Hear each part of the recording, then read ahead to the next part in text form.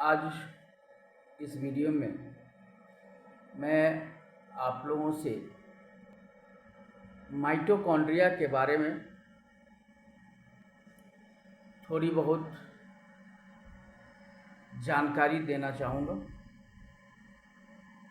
वैसे हम सभी जानते हैं कि माइटोकॉन्ड्रिया को power house of the cell कहा जाता है,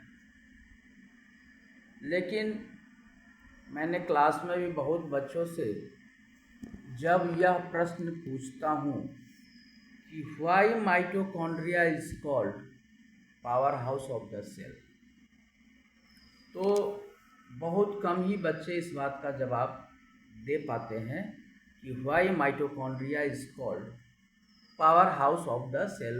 मोस्टली 2-3% बच्चे इस बात का जवाब देते हैं, बाकी बच्चे नहीं दे पाते।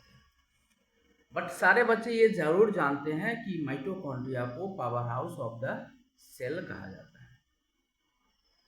माइटोकॉन्ड्रिया को ना सिर्फ power house of the cell कहा जाता है, माइटोकॉन्ड्रिया को किचन ऑफ द सेल भी कहते हैं और माइटोकॉन्ड्रिया को सेल का इंजन भी बोला जाता है।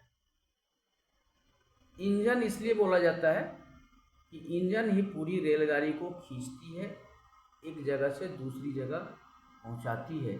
उसी तरह से माइटोकॉन्ड्रिया ही सेल को वो एनर्जी देती है जिसके कारण सेल अपना प्रॉपर फंक्शन कर पाता है। सबसे पहले हमें ये जानना पड़ेगा कि माइटोकॉन्ड्रिया को power house of the cell क्यों कहते हैं।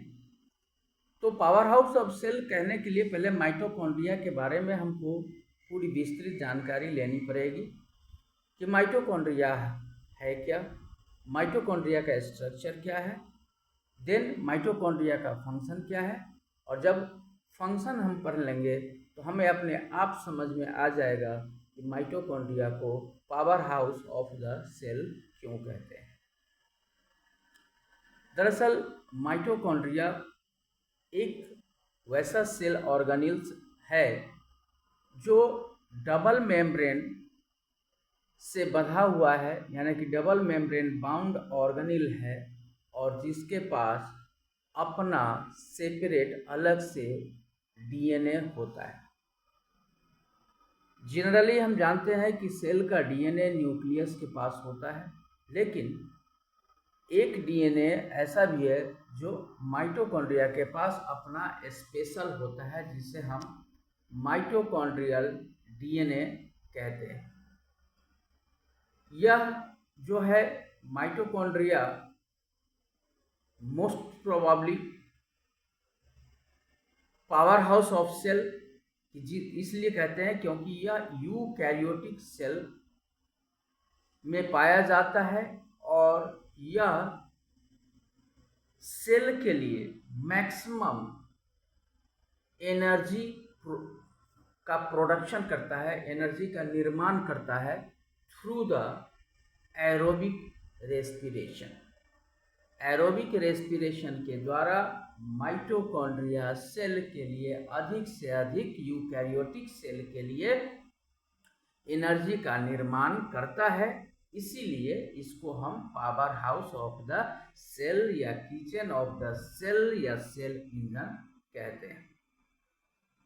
अब आते हैं माइटोकॉन्ड्रिया के स्ट्रक्चर के ऊपर। तो माइटोकॉन्ड्रिया का जो स्ट्रक्चर होता है वह स्मूथ आउटर मेम्ब्रेन, इसका जो आउटर मेम्ब्रेन होता है वह बहुत ही स्मूथ होता है एंड हाईली फोल्डेड, और बहुत ज़्यादा मुड़ा उड़ा होता है। हाईली फोल्डेड इनर मेम्ब्रेन होता है फॉर्मिंग क्रिस्टे, यानी कि आउटर मेम्ब्रेन जो होता है वो बहुत ही स्मूथ होता है, लेकिन इनर मेम्ब्रेन जो होता है वह बहुत उलझा हुआ, फोल्डेड, ऐसे ऐसे मुड़ा हुआ होता है, जिसे हम क्रिस्टे कहते हैं। यानी कि हम कह सकते हैं cristae is a structural and functional unit of mitochondria.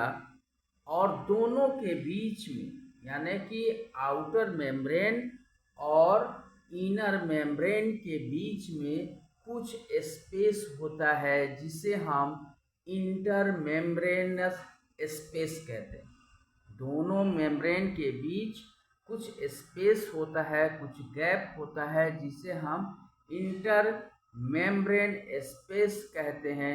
साथ ही साथ माइटोकॉन्ड्रिया के अंदर एक मैट्रिक्स भरा होता है, एक फ्लूइड भरा होता है जिसे हम माइटोकॉन्ड्रियल मैट्रिक्स कहते हैं, जिसके अंदर ही डीएनए और राइबोसोम प्रेजेंट होते हैं।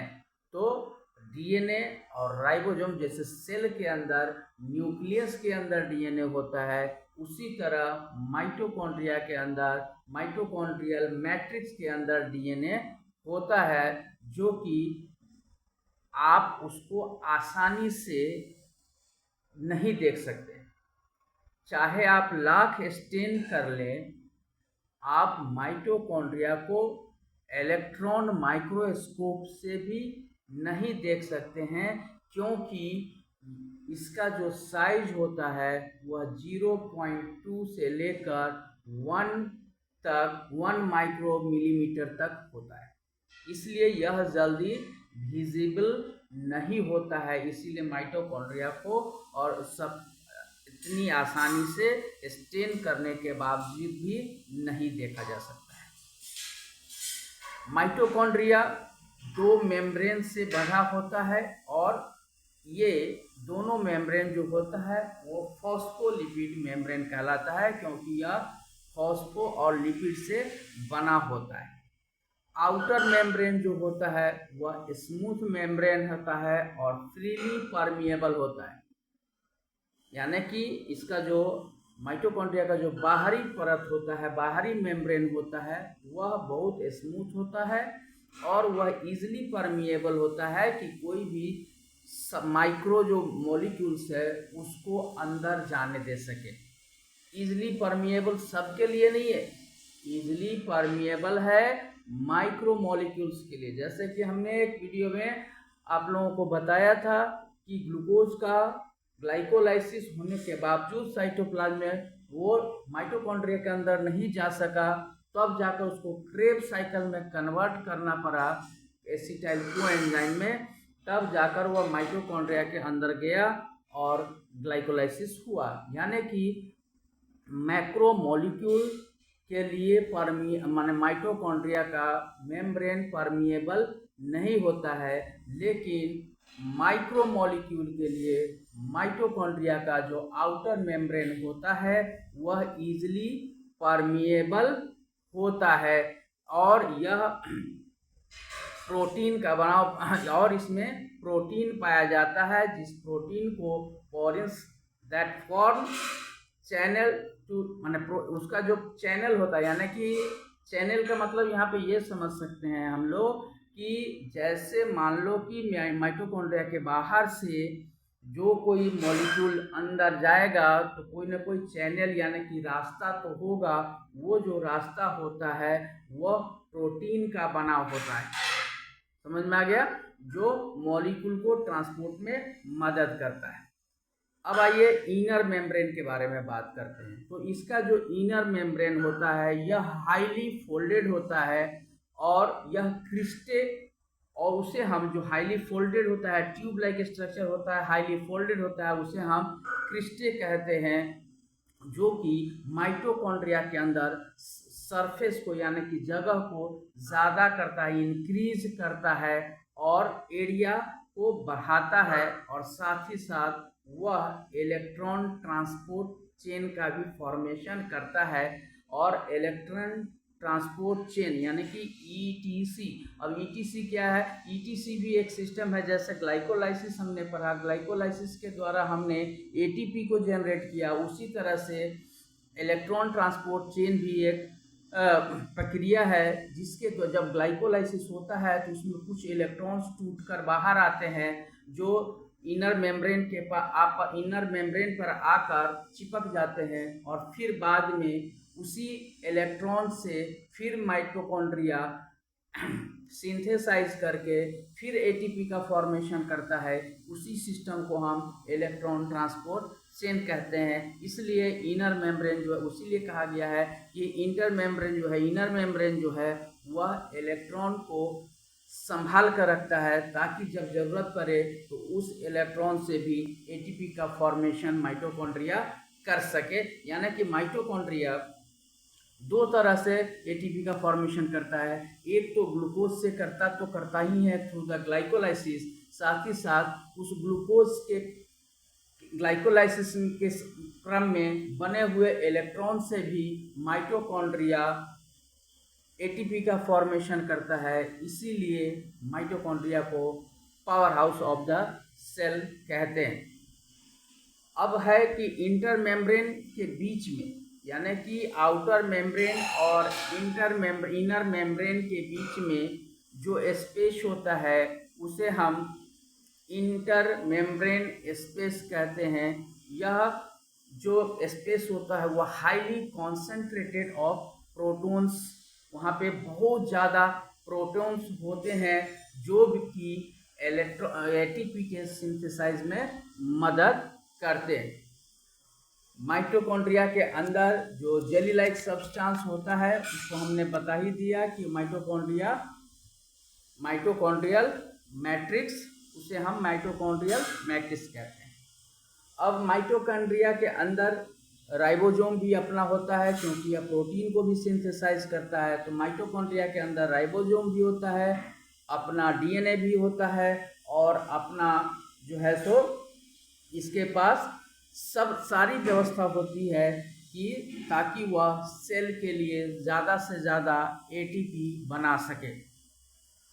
अब फंक्शन तो हम समझ ही गए होंगे कि माइटोकॉन्ड्रिया का फंक्शन क्या होता है।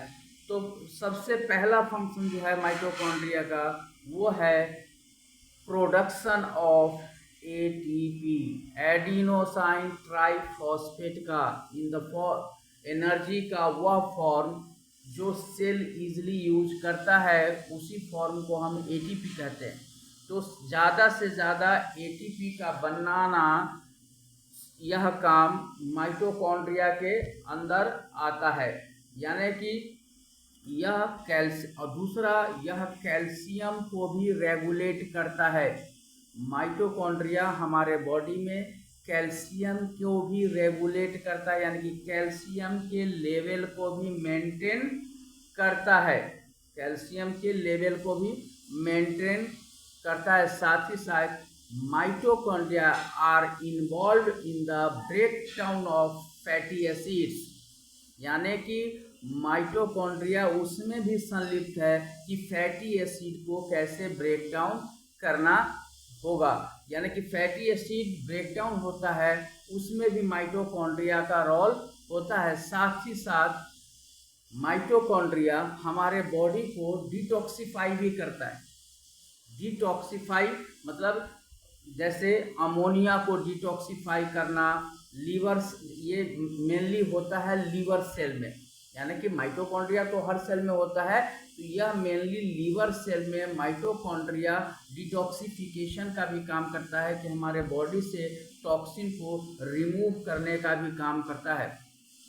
उसके बाद ओवरऑल माइटोकॉन्ड्रिया इस बात में भी इन्वॉल्व है कि सेल का ग्रोथ कैसे होगा। वह सेल के ग्रोथ में भी, माइटोकॉन्ड्रिया सेल के ग्रोथ में भी इन्वॉल्व होता है, और यह सेल के अंदर बहुत ही सिग्नली फंक्शन करता है। बहुत सिग्नल, यानी कि इसका सिग्नलिंग मतलब बहुत अच्छा होता है। एक दूसरे से सामंजस्य करके, एक दूसरे के साथ अंडरस्टैंडिंग बनाकर यह पूरे सेल में काम करता है। इसीलिए माइटोकॉन्ड्रिया सेल के लिए उतना ही इम्पोर्टेंट चीज़ है जितना कि हमारे शरीर के लिए ब्रेन है, हार्ट है, लीवर है, किडनी है। उसी तरह से सेल के लिए माइटोकॉन्ड्रिया बहुत ही इम्पोर्टेंट सेल ऑर्गेनेल है, जो सेल के मैक्सिमम काम को करता है, और साथ ही साथ सेल को ज़्यादा से ज़्यादा एनर्जी बना कर देता है। इसीलिए तो इस वीडियो में हम लोग ये समझ गए होंगे कि why mitochondria is called power house of the cell, क्योंकि माइटोकॉन्ड्रिया सेल के लिए बहुत सारा काम करता है along with the formation of ATP, इसीलिए माइटोकॉन्ड्रिया को power house of the cell कहते हैं।